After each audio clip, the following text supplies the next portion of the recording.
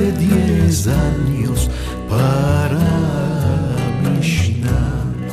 de edad de 13 años para Mizvot,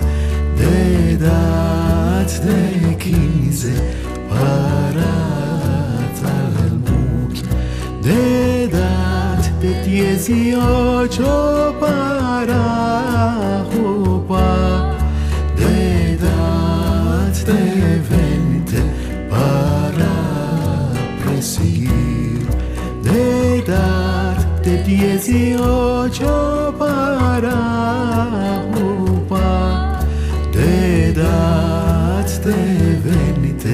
para presidir.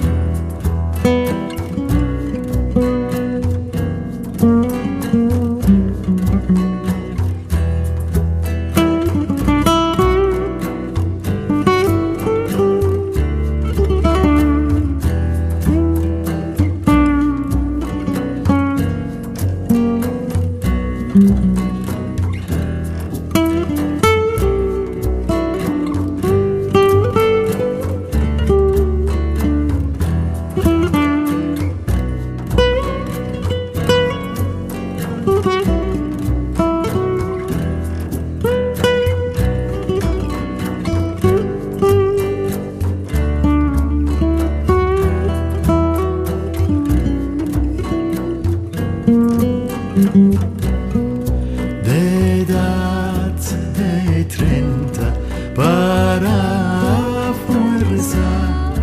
de edad de 40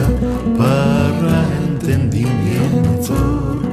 de edad de 50 para consejo, de edad de 60 para de edad de 70 para Caneza, de edad de 80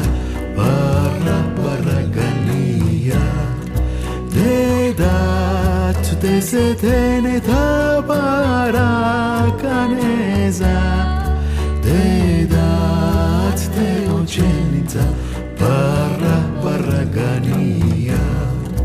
de edad de 90 para fuerza, de edad de 100 como si muriera, de edad de 90 para fuerza, de edad de 100 como si muriera, de edad de 100.